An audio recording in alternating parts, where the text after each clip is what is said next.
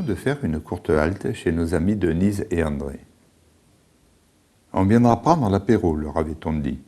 3 jours plus tard, nous étions toujours là, le caméscope chargé d'images et surtout la mémoire pleine de souvenirs inoubliables. André, le conducteur, et Denise, la conseillère en tourisme local, nous ont particulièrement gâtés. Ils nous ont également invités à partager leur très confortable mobil-home.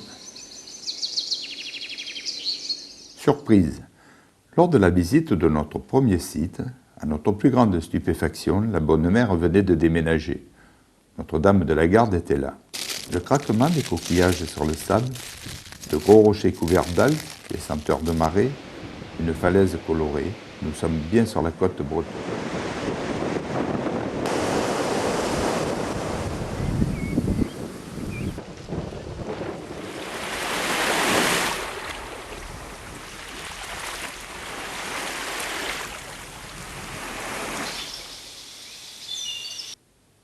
Perché sur un énorme rocher, un vieux canon protégeait jadis l'entrée de la roche Bernard. Très bien conservé, il veille comme par le passé sur la sérénité du village. Qui n'a pas immortalisé cette petite maison? Nombreux sont les peintres qui, chaque jour, se pressent sur les berges pour fixer sur la toile ce paysage insolite. La pierre et l'ardoise, tachées par le temps, nécessitent de la part de l'artiste audace et talent pour reproduire cette ivresse de couleurs où le beige et le gris contrastent avec le vert et le bleu qui les entourent. Le village de Saint-Cado, avec ses pittoresques maisons aux façades blanches et grises, véritables images de cartes postales, renferme de nombreuses richesses.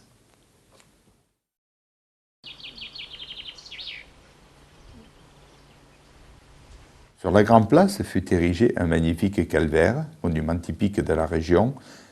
Sa plateforme est entourée de 4 piliers, au centre desquels se dresse une croix. Au XIXe siècle, une petite chapelle fut élevée en l'honneur du saint patron local, Saint-Cado.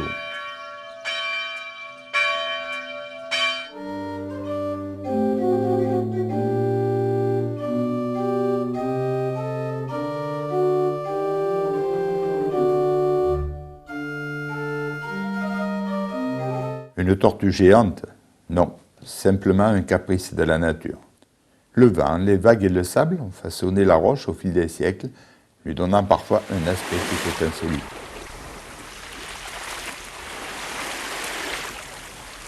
La commune d'Étel, avec son phare et son sémaphore, vit de la pêche et de ses dérivés. Les conserveries locales traitent chaque jour plusieurs tonnes de poissons fraîchement pêchés. Site de la mémoire, le cimetière des Tonniers permet aux passants de découvrir les vestiges d'un passé glorieux. La presqu'île de Quiberon, avec sa côte sauvage, associe depuis toujours nature et océan.